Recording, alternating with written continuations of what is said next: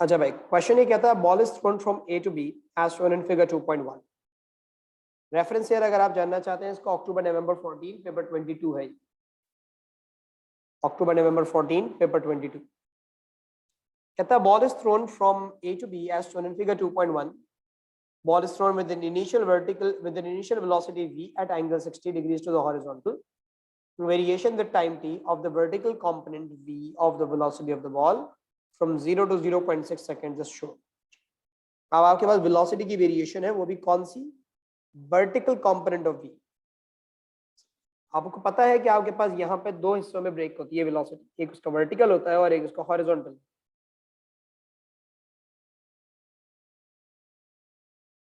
Vertical component is that v sine of 60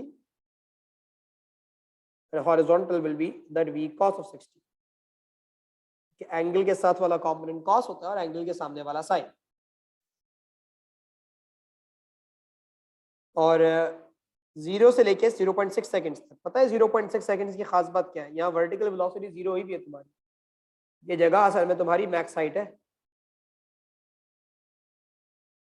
ये projectile की max height achieve हुई भी है इसमें। हमसे कहा जाता है कि assuming negligible air resistance complete figure 2.2 for the time until the ball reaches B। जब तक बॉल वापस नहीं आ जाती उस वक्त तक का ग्राफ बनाओ। बी पॉइंट उसी जगह पे है जिस पॉइंट से बॉल ने लॉन्च किया था, तो जितनी देर मेरे बच्चे उसे राइज करने में लगी उतनी ही देर उसे फॉल करने में भी लगी, और जिस रेट पे वो स्लो डाउन हुआ था उसी रेट पे वो स्पीड अप भी होगी और उसी वेलोसिटी पे आके हिट करेगा जिस वेलोसिटी से उसने ग्राउंड को लीव किया। तो तुम्हारा ग्राफ बिल्कुल इसी लाइन के साथ बने।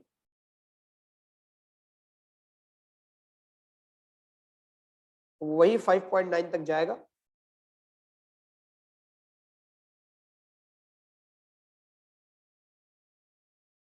वन 1.2 सेकंड्स पे आगे तुम्हारा ग्राफ एंड। अगर उसे 0.6 सेकंड्स लगे थे ऊपर जाने में तो उसे 0.6 सेकंड्स ही लगेंगे नीचे आने के, और 5.9 सेकंड्स पे वो 5.9 मीटर्स पर सेकंड की स्पीड पे वो आके ग्राउंड को हिट करे।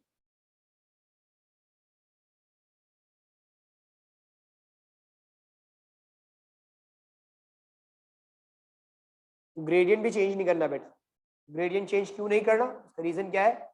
उसको एग्जैक्टली ग्रेविटी ही स्लो डाउन कर रही थी और ग्रेविटी ने ही उसे एक्सेलरेट की, और वेलोसिटी क्योंकि एक वेक्टर क्वांटिटी है इसीलिए मैंने वेलोसिटी का डायरेक्शन यानी उसका माइनस साइन जो है वो इंक्लूड किया यहाँ। अगर ये स्पीड टाइम ग्राफ होता तो मैं इस ग्राफ को ऐसा स्केच कर रहा हूँ, क्योंकि मुझे पता है फिर उसमें मुझे वेक्टर दिखाने की कोई जरूरत नहीं, मुझे साइन की कोई जरूरत नहीं। क्या था? Calculate the maximum height reached by the ball. अब देखो एक ग्राफ गिवन है जहां से मैक्सिमम हाइट निकलवा रहा है तुमसे। एरिया अंडर द ग्राफ से तुम्हें डिस्प्लेसमेंट मिला करती है, ऐसा ही है ना? तुम्हें पता है ये बात कि ये टाइम है राइज का और ये है फॉल का। तो तुम अगर इस ट्राइंगल का एरिया निकाल लेते तो तुम्हें ये पता चल जाएगा कि उसने मैक्सिमम हाइट कितनी अचीव की, क्योंकि यहां से उसने राइज करना स्टार्ट किया था और ये वो 0.6 सेकंड्स थे जब वो पहुंचा था, और राइज और फॉल का बिल्कुल डिस्टेंस सेम होगा। Time for rise will be equal to time for fall, जितना डिस्टेंस भी आया था वो डिस्टेंस भी इक्वल होगा। तो अगर एरिया का फॉर्मूला लगाते हो half base into height,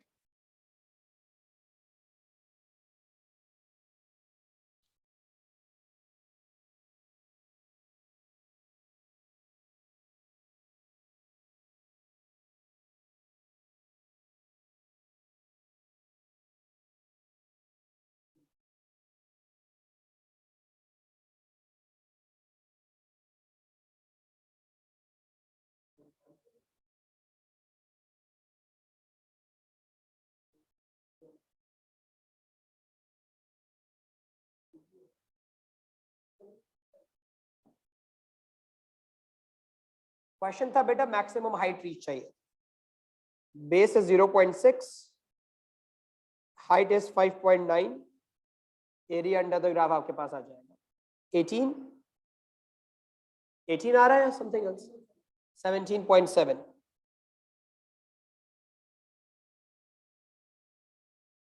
Two significant figures, but that will be 80.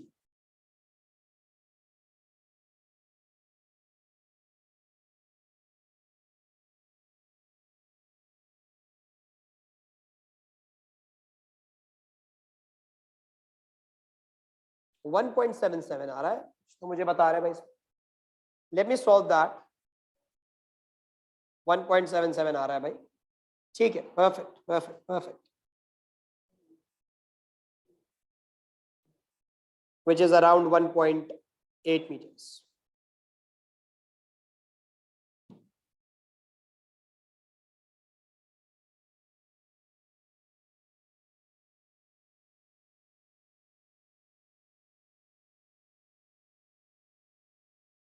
फिर वो आपसे कहता है calculate the horizontal component VH of the velocity of the ball when time is 0. Horizontal component चाहिए उसको आपके वेलोसिटी. देखो उसने आपको वेलोसिटी के बारे में जो बात सिखाई हुई थी, उसने आपको बताया हुआ है कि भाई वेलोसिटी उसकी एक एंगल पे है और वो एंगल है हॉरिजॉन्टल से 60 डिग्रीज का.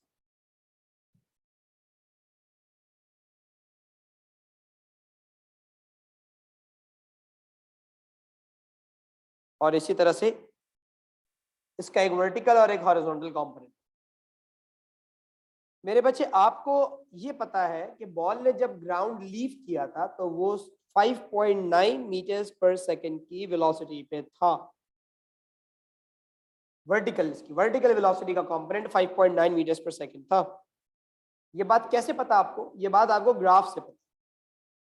ये ग्राफ वेलोसिटी के वाई कंपोनेंट का था, वर्टिकल कंपोनेंट का, जो कि 5.9 से स्टार्ट हुआ हुआ व्हेन टाइम वाज 0. तो ये उसकी इनिशियल वेलोसिटी होगी वाई एक्सिस पे, और आपसे मांगा जा रहा है उसका हॉरिजॉन्टल कंपोनेंट VH. तो बेटा अगर इस चीज को एक राइट एंगल ट्राइंगल की शक्ल दे सको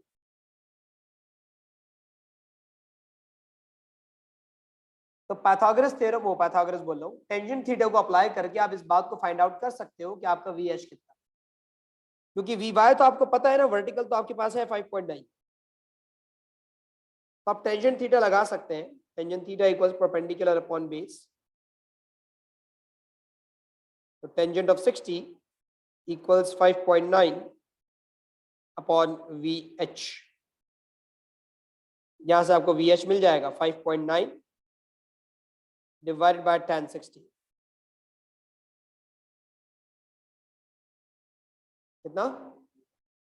3.40. Are we getting the same answers on that side as well मेरे बच्चों?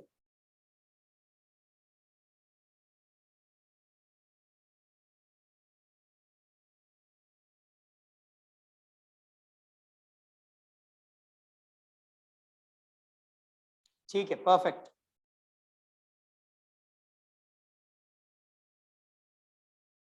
VH की वैल्यू आ गई भाई 3.40. अब आपसे बोलता भी क्या है, बड़ा जबरदस्त सवाल पूछता है. कहता है on figure 2.2 sketch the variation with time t of VH and label this sketch as VH. Horizontal velocity का ग्राफ बोल रहा है, स्केच करके दिखाओ उसी ग्राफ उसी फिगर. फिगर 2.2 पे अगर मैं आऊं, ये थी मेरी फिगर 2.2. प्रोजेक्टाइल मोशन में हमें एक बात पता है, horizontal velocity doesn't change. horizontal velocity, it doesn't change. So if it doesn't change, exactly you're gonna have a straight horizontal line at 3.4. This is 3.4. शाबाश बेटा, ये है आपके पास horizontal line. This is a graph for VH.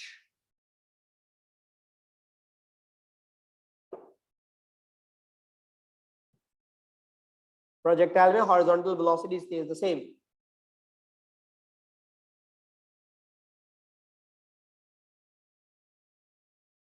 ठीक है भाई. ये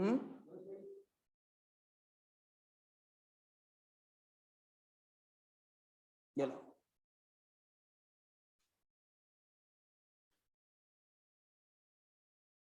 और हम देखो प्रोजेक्टाइल मोशन के अंदर the horizontal velocity stays the same everywhere. 0 second से लेके 1.2 सेकंड्स तक, जब तक तुम्हारे पास जर्नी एंड नहीं हो गई, उस वक्त तक उसकी वेलोसिटी एक्स एक्सिस के अंदर सेम रही होगी, and that would have been 3.4। तो जब ये चीज सेम रही है स्टार्ट से एंड तक, तो फिर इसका मतलब इसका ग्राफ एक हॉरिजॉन्टल लाइन आना चाहिए ना वेलोसिटी के ग्राफ। अगर तुम वीटी ग्राफ प्लॉट कर रहे हो और वेलोसिटी हर वक्त सेम है, तो the graph is going to be a horizontal line.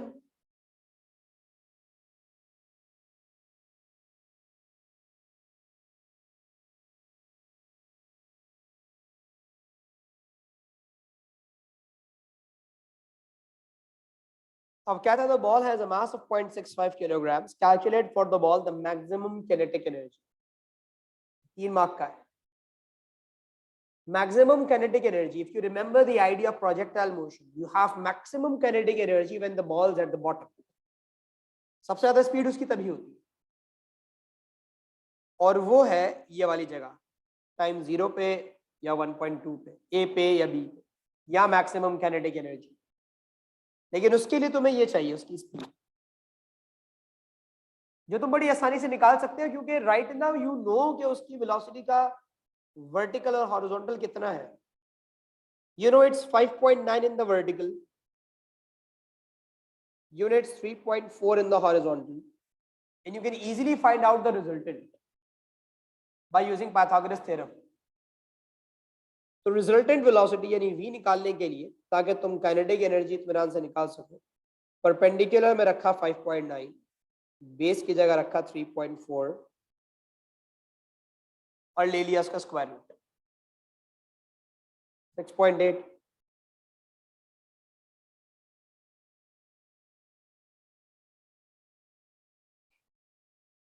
ये आ गई है आपकी रिजल्टेंट वेलोसिटी। इसको यूज करना काइनेटिक एनर्जी निकालने के।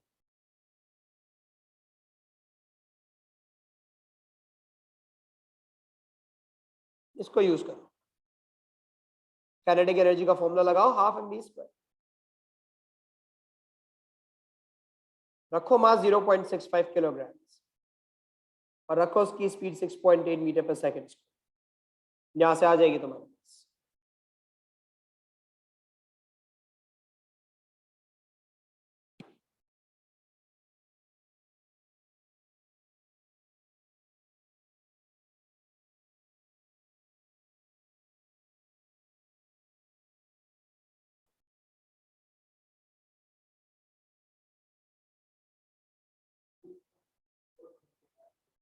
चलो 15.03, टू सिग्निफिकेंट फिगर्स में देखें तो अराउंड 15 जूल। ठीक है,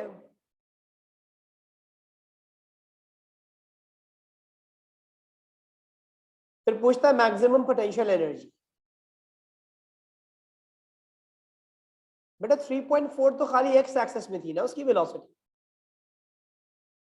उसकी जो वेलोसिटी थी वो 3.4 मीटर्स पर सेकंड तो सिर्फ एक्स एक्सिस में थी,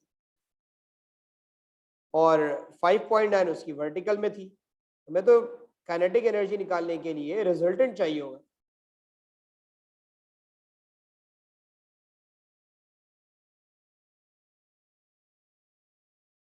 बिल्कुल भाई, मैक्सिमम पोटेंशियल एनर्जी के लिए मैक्सिमम हाइट लेंगे आप mgh में मैक्स हाइट रखिएगा।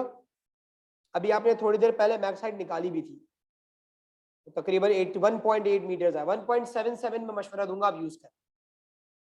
1.77, मास 0.65 किलोग्राम्स था आपका, ग्रेविटी 9.81 और 1.77 मीटर्स आप यूज कीजिएगा। राउंडेड ऑफ वैल्यू ना इस्तेमाल कर लीजिए, that will give you the maximum potential energy.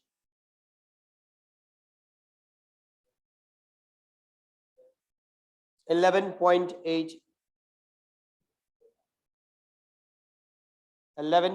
eight या 11.28, that is the question. Let's check. 0.65, 9.81 into 1.77, 11.28.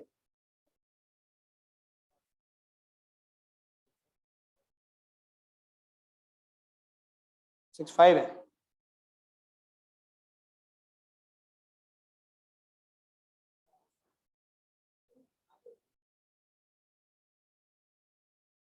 So that's around 13 joules.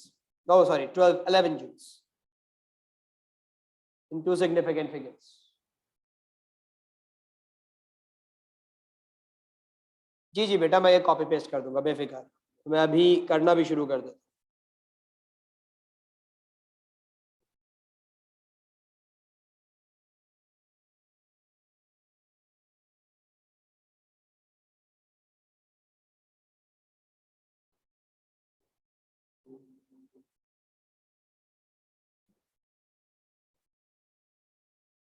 ठीक है भाई, लेट मी पेस्ट दैट।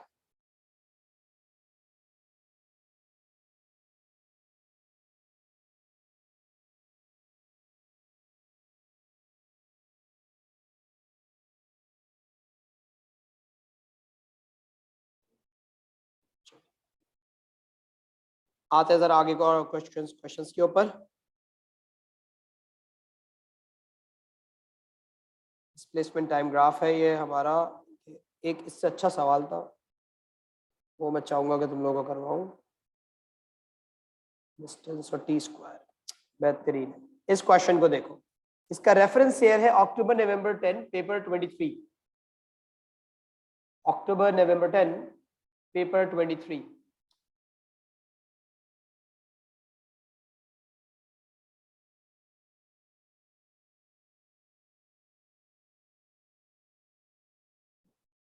कहता है student takes measurements to determine the value.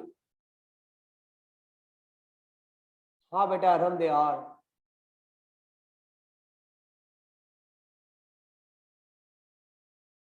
A student take measurements to determine a value for acceleration of free fall. Some of the apparatus are used are illustrated. ठीक है भाई। The student measures the vertical distance d between the base of the electromagnet and the bench. The time t for an iron ball to fall from an electromagnet to the bench is also measured. Corresponding values of t square and d are shown on figure 4.2. t square और d का graph बना के दिखाया है। अच्छा भाई, कुछ coordinates mark हुए हैं, जैसे ये और ये।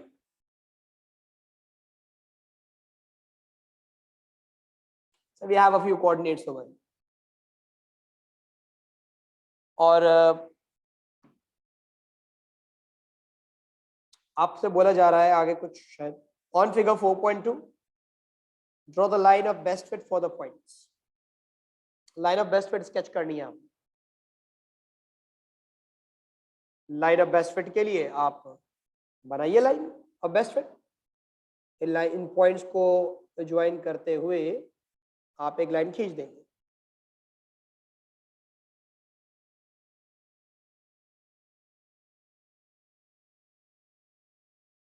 ये आ गया। इसमें एक कोऑर्डिनेट ये था, एक कोऑर्डिनेट ये था। मैं इसको इसलिए हाईलाइट कर रहा हूं ताकि आप लोग लाइन के बाद भी आपको पता हो कि भाई कोऑर्डिनेट कौन कौन से। ये हमारे पास 5 कोऑर्डिनेट्स थे जिनको ज्वाइन करके ग्राफ बना, and the graph is not cutting the X axis, and believe me it should not as well. आगे पूछेगा भी, explain state and explain why there is a non zero intercept on the graph of figure 4.2।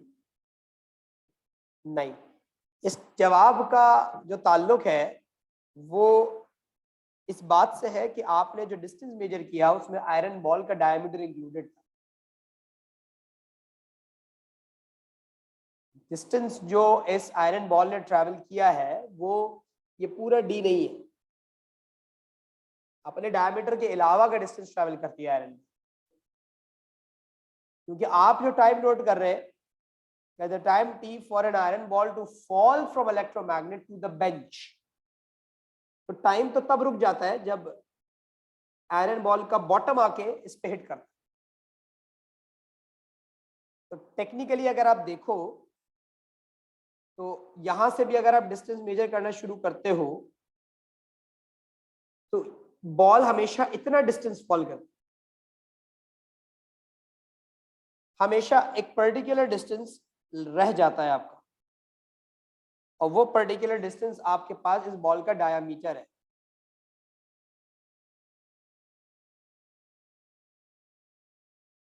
वो जो x Y intercept आपको दिख रहा है वो असल में इस बॉल का डायमीटर दिख रहा है। ये ग्राफ टाइम जीरो पे एक्स जीरो नहीं हो, डिस्टेंस जीरो नहीं हो सकता। इस बात का जवाब आपने ऐसे ही लिखना है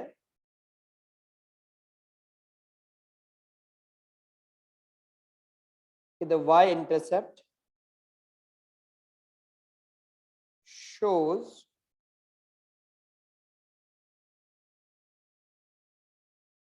the diameter of ball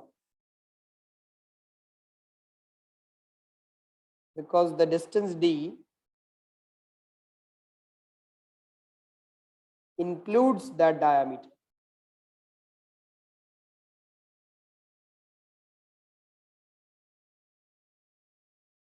An iron ball travels less than that.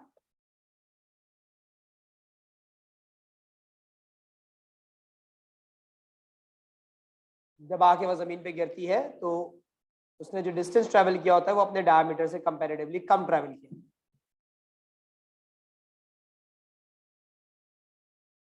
मतलब अगर 40 सेंटीमीटर ड्रॉप हुई है और 2 सेंटीमीटर का डाया था तो टेक्निकली 38 सेंटीमीटर ट्रेवल। आप डिस्टेंस में डाया इंक्लूड कर करके रिप्रेजेंट कर।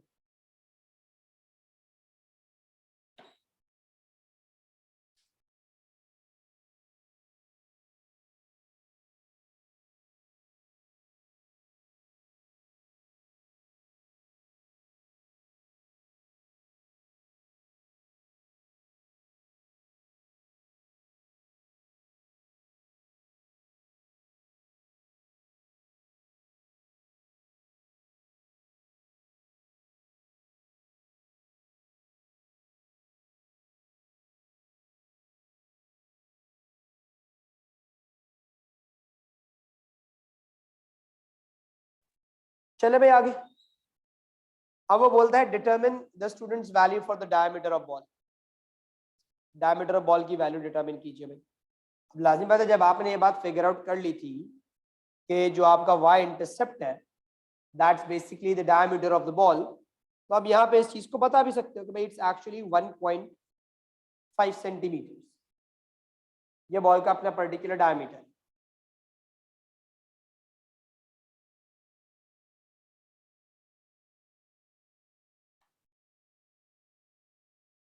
और हम देखो जो डिस्टेंस वो बॉल ट्रेवल कर रही है, आप डिस्टेंस ले रहे हो बॉल के टॉप से,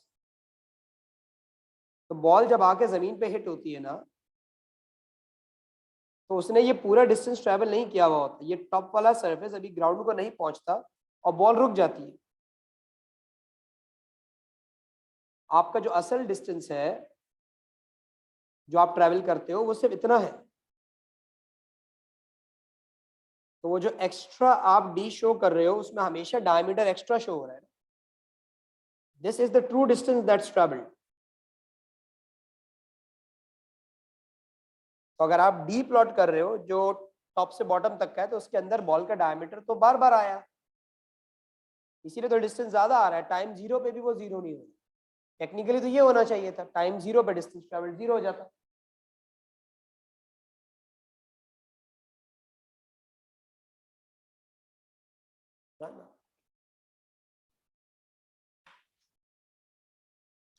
अब वो बोलता है मुझे एक्सेलरेशन निकाल के दो ऑफ फ्री फॉल। सबसे मजेदार सवाल है। अब हम सबके जहन में एक्सेलरेशन ऑफ फ्री फॉल का जो कॉन्सेप्ट है वो है ग्रेविटी की वैल्यू, और सही भी है। और इसको निकालने के लिए हमारे पास इक्वेशंस ऑफ मोशंस भी हैं। v equal you plus A T है, h equal you t plus half a t square है, v square minus you square equal 2as है। पर इस सवाल में ग्राफ आया। अब एक बात देखो, मैं जो यहां कर रहा हूं उसको तसल्ली से समझना। s equals u t plus half a t square ही मेरा एक्सप्रेशन था।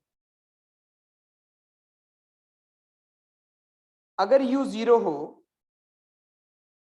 तो ये एक्सप्रेशन ऐसी रह जाएगी, हाफ AT²। अगर मेरे बच्चे में एक ग्राफ प्लॉट करूं with S on the y-axis and T² on the x-axis, y equals to mx plus c. That graph should have been a straight line graph passing through the origin, and the gradient of that graph would have been equal to half of a. Equations compare करो कि with displacement on the y-axis and time square on the x-axis, the gradient becomes equals to half of a. If you look carefully, this graph is the same stuff.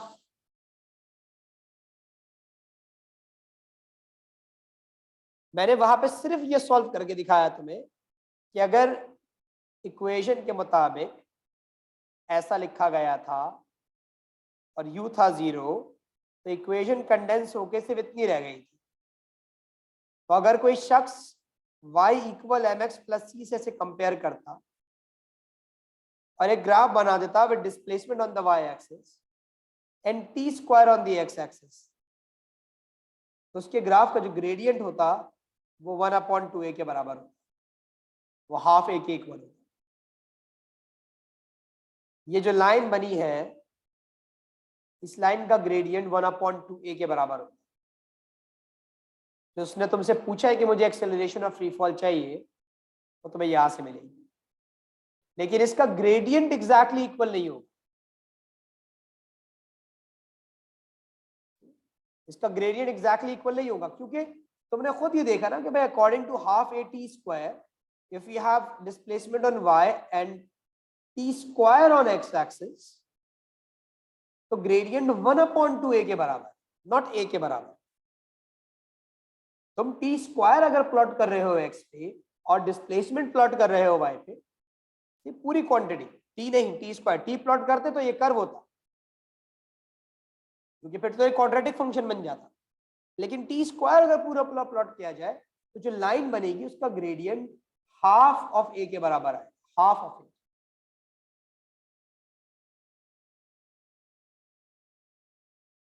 हाँ तो बेटा T² ही को तो रखना है x axis पे, और क्या रखोगे? और वो s सेकंड है बेटा, वो डिस्प्लेसमेंट नहीं है। अगर तुम उसे वो डिस्प्लेसमेंट समझ रहे हो, वो डिस्प्लेसमेंट नहीं है, वो उसका यूनिट लिखा हुआ है T²/सेकंड²। जैसे d का स्लैश करके उसका यूनिट सेंटीमीटर्स लिखा गया जी। अब आप यहां से कोई से भी दो कोऑर्डिनेट उठाइए अच्छे अच्छे और उसका ग्रेडियंट निकाल लीजिए। तो भाई एक कोऑर्डिनेट हम ले लेते हैं ये वाला, जिसमें x की वैल्यू है 0.105, लेकिन नहीं ना, और अच्छा कोई कोऑर्डिनेट, चलो खैर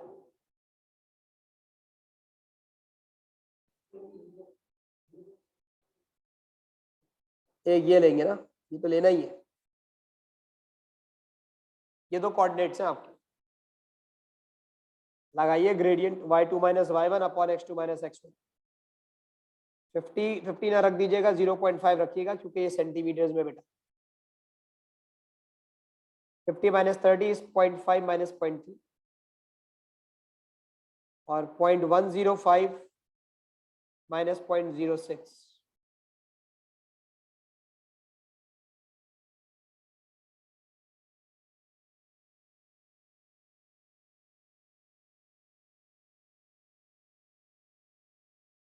ये आ गया भाई 4.444 समथिंग कुछ। आपको पता है gradient is equals to half of a,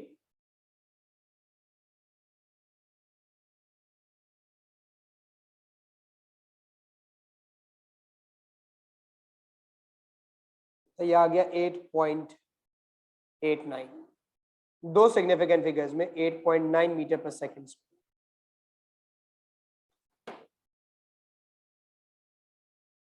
That's how we roll.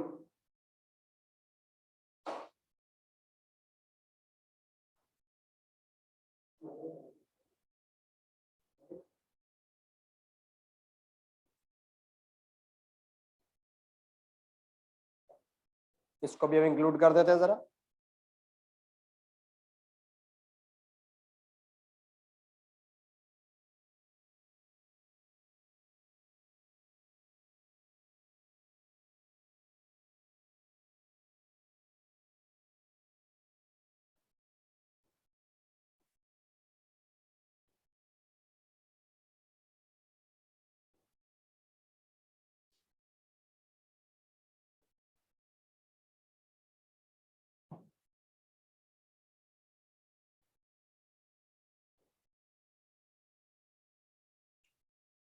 इस ग्राफ के क्वेश्चन को देख लेते हैं।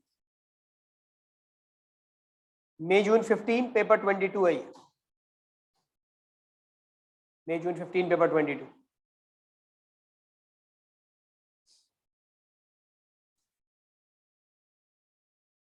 Stone is thrown vertically upwards. Variation in the time t of the displacement of the stone is shown in figure 2.1. Use figure 2.1 to describe without calculation the speed of the stone from time 0 to time 3 seconds. Speed कैसे vary कर रही है भाई? अब एक displacement time graph है जिसका gradient तुम्हें स्पीड बताता है। तो 0 से लेके 1.25 सेकंड्स तक तो स्पीड कम हुई क्योंकि ग्रेडियंट कम हुआ है तुम्हारा। 1.25 पे तो ग्रेडियंट 0 हो गया, मतलब स्पीड 0 हो गई, बॉल रेस्ट पे आ गई स्टोन पर। फिर यहां से ग्रेडियंट दोबारा बढ़ा और बढ़ता रहा टिल 3 सेकंड्स, तो स्पीड बढ़ती रही उसकी, लेकिन ऑपोजिट डायरेक्शन में बढ़ती रही।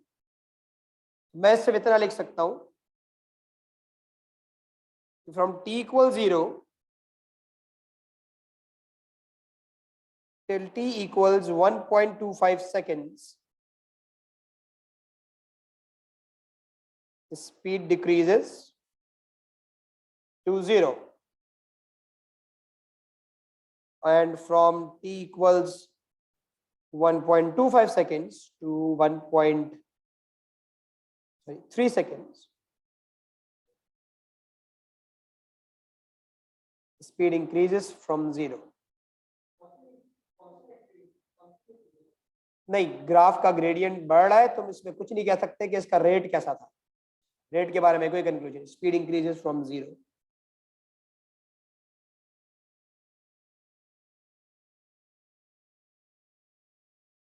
To a maximum value. और ये भी लिख दो इन ऑपोजिट डायरेक्शन, क्योंकि ग्रेडियंट नेगेटिव हो गया।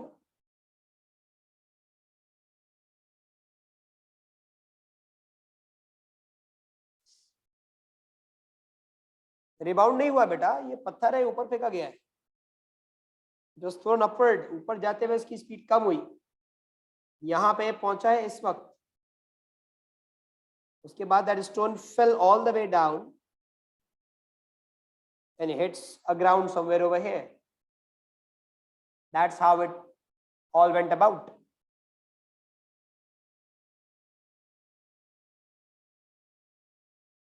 You can imagine a stone over here. It rose till this point and then it fell back till here.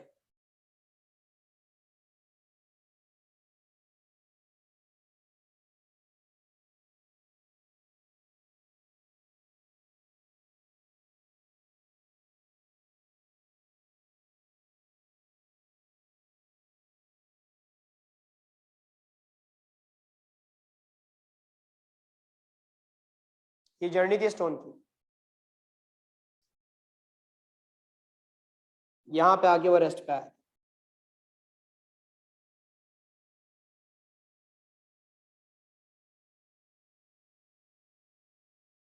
कहता है भाई assuming air resistance is negligible and therefore the stone has constant acceleration, ठीक है, calculate for the stone the speed at time equal 3 seconds. 3 seconds में उसकी क्या speed होगी? 3 seconds में उसकी क्या स्पीड होगी, ये बात फाइंड आउट करना है आपने। अब आप इसके लिए लगा दें v इक्वल u प्लस 80,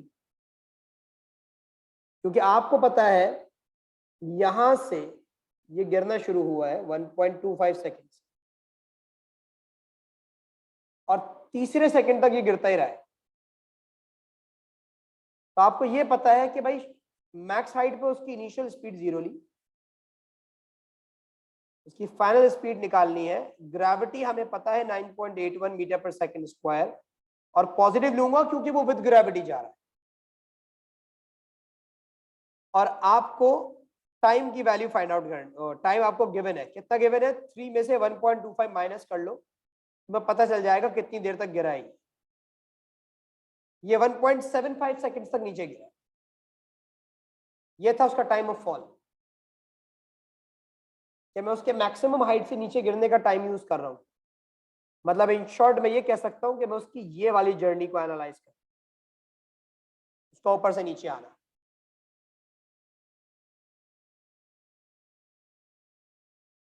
तो लगाओ उस पे v equal u plus eighty, u को रखो 0, a को रखो 9.81 और टाइम रखो 1.75। स्टार्ट से अगर लेते बेटा तो तुम्हारे पास u है ही नहीं स्टार्ट में, इनिशियल वेलोसिटी तुम्हें पता ही नहीं, तो तुम कैसे सॉल्व करते? इसलिए ऐसी जगह से जर्नी स्टार्ट ले ली जहां से आपको डेटा पता है।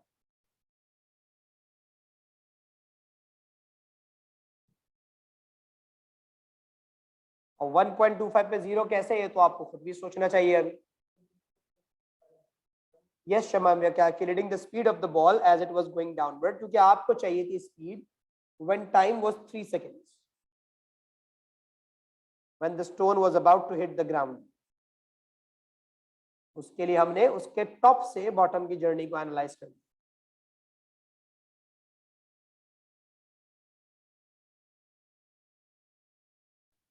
कितना आया भाई भी हमारा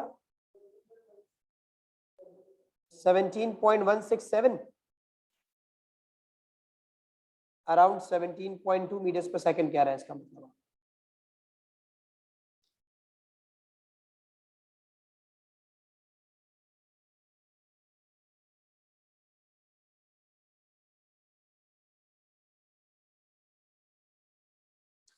कहते हैं the distance travelled from time 0 to 3 seconds. Distance travelled मतलब राइज और फॉल मिला के बता, ऊपर जाते हुए कितना डिस्टेंस ट्रेवल किया और नीचे आते हुए कितना डिस्टेंस ट्रेवल।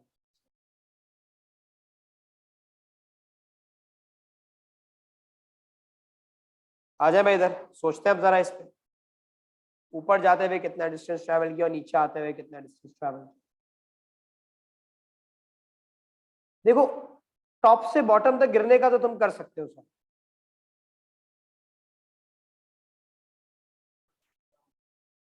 ऊपर जाने का मसला है आपके लिए। चलो टॉप से बॉटम तक का तो निकाल लेना, पहले इतना तो पता करें कि यहां से लेके यहां तक आने में कितना ड्रॉप हो। इसके लिए आप यूज कर सकते हो S equal you t plus half A D square.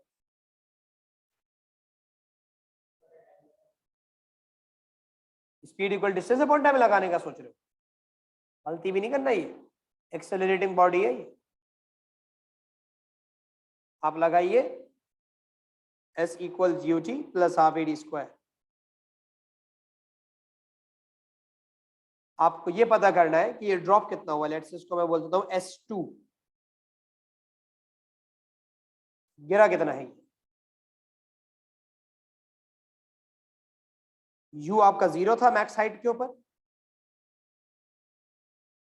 A 9.81 आपने लिया क्योंकि you were moving with gravity,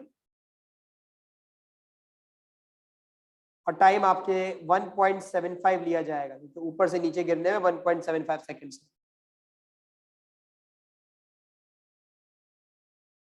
तो हाफ 9.81 इंटू 1.75 का स्क्वायर, दैट्स 15.02।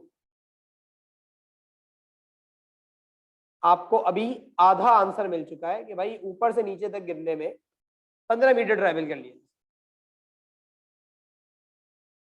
अब बचा सिर्फ इतना है कि ये कितना था, ये कैसे निकाल।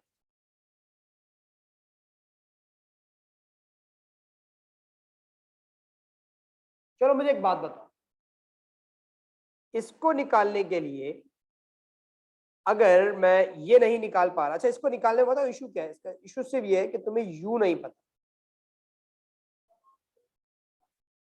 ये कैसे पता? हाँ, तुम एक काम कर लो ना, इसका यहां से यहां तक आने का डिस्टेंस निकाल सकते हो। हाफ नहीं है इसका, ये यहां से यहां तक की बात होगी। 1.25 से 2.5 सेकेंड्स तक, क्योंकि जितना ये यहाँ पे राइज हुआ है उतना ही ये फॉल भी हुआ है। तो अगर आप इसका मैक्स हाइट से सिर्फ यहां तक पहुंचने का रास्ता नाप ले तो यू टेक्निकली फिगर्ड आउट कि इसने राइज भी कितना किया, ऊपर भी कितना गया। तो मैं डिस्टेंस निकाल रहा हूं फ्रॉम 1.25 seconds to 2.5 seconds।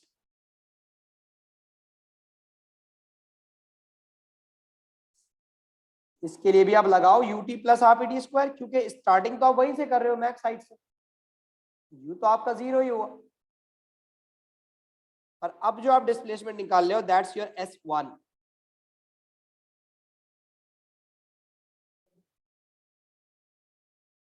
इस बार 9.81 के साथ टाइम रखा जाएगा 1.25 सेकेंड ही, क्योंकि इतना तो खैर आप अभी मैथ्स को देखते हुए समझ गए होंगे कि जब आप 1.25 और 2.5 का डिफरेंस ले रहे हैं तो टाइम इंटरवल वही आ रहा है आपका।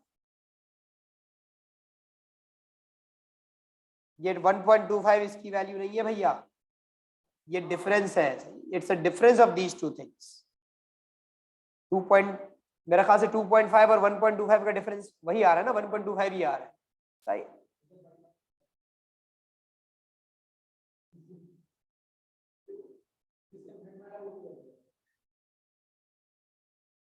तो यहाँ से S1 की वैल्यू आ गई आपके पास। मुझे एक आंसर मिला था अभी, शबाइब ने मेरा ख्याल से आंसर दिया है 7.66। ठीक है भाई, 7.66 metre, this is your S1। ये आ गया वो डिस्टेंस जो आपने राइज की। अब मेरे बच्चे आप इसको टोटल डिस्टेंस के लिए ऐड अप कर, 15.02 राइज होते हुए ट्रेवल हुआ, 7.66 राइज होते हुए ट्रेवल हुआ था और 15.02 फॉल होते। आपका टोटल डिस्टेंस इनका सम होगा and that is 22.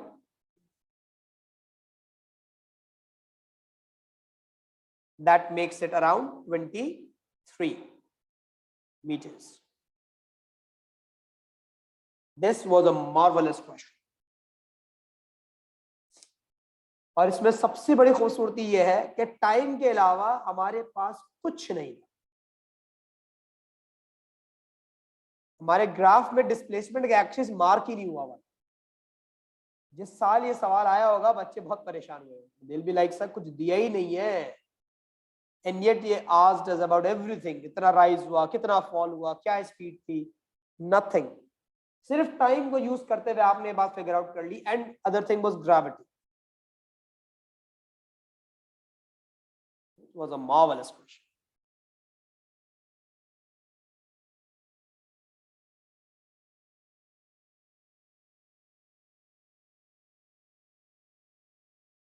No wonder it was worth of 3 marks.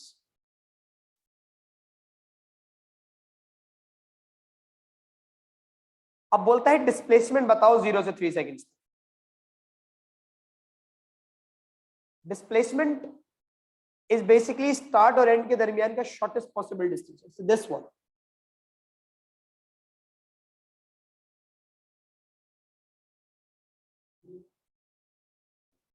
वो ये है, ये आपका डिस्प्लेसमेंट है। ये तो माइनस करके निकलेगा, S2 और S1 का डिफरेंस नहीं।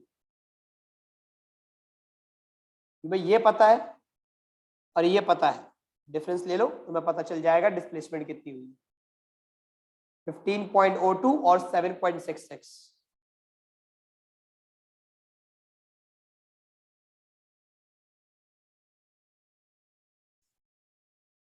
कितना आ रहा है भाई? 7.36 मीटर्स। ये आपकी डिस्प्लेसमेंट है और डायरेक्शन मांग रहा है तो भाई डाउनवर्ड्स, क्योंकि स्टोन अपने ओरिजिनल से नीचे था। ग्राफ भी इस बात का प्रूफ है हमारा ग्राफ x के नीचे जाके खत्म हुआ है 3 seconds, 7.36 meters below the starting point.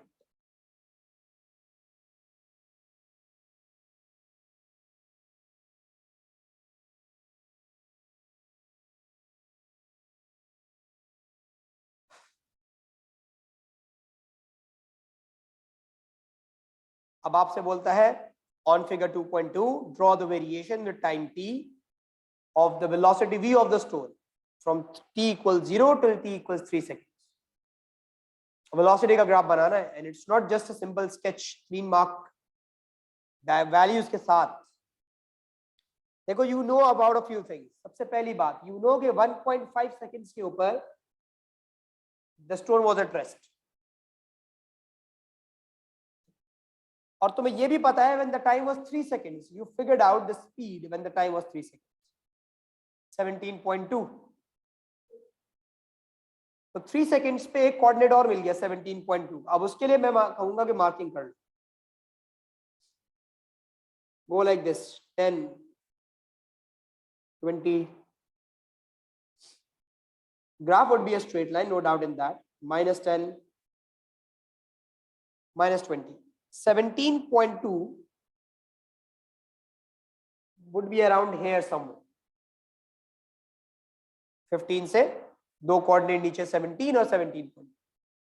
The graph's gonna be a line क्योंकि acceleration is constant and due to gravity. ये दो कोऑर्डिनेट बहुत है. All you have to do is join the line using the scale.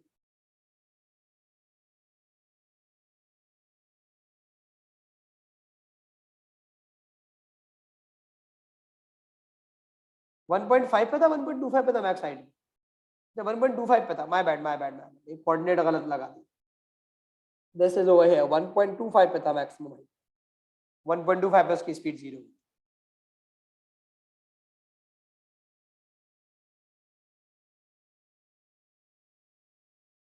ये होगा graph.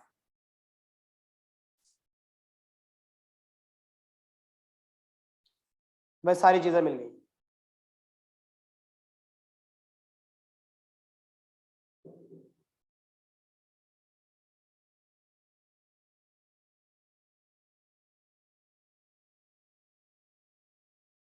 हमें क्या चीज चाहिए थी? हमें एक ये कोऑर्डिनेट चाहिए था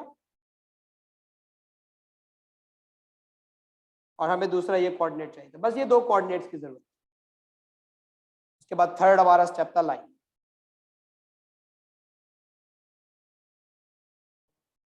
बस लाइन बना दी हम. इसके अलावा हमें कुछ भी नहीं चाहिए था. और हम नीचे वाला कोऑर्डिनेट आया. आपके क्वेश्चन के पहले पार्ट में आपसे स्पीड मांगी गई थी जो आपने कैलकुलेट की थी आफ्टर 3 सेकंड्स. ये वाला पार्ट 17.2 जो आपने निकाला.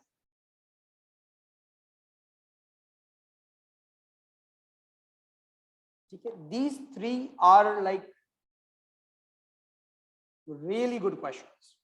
Really good questions.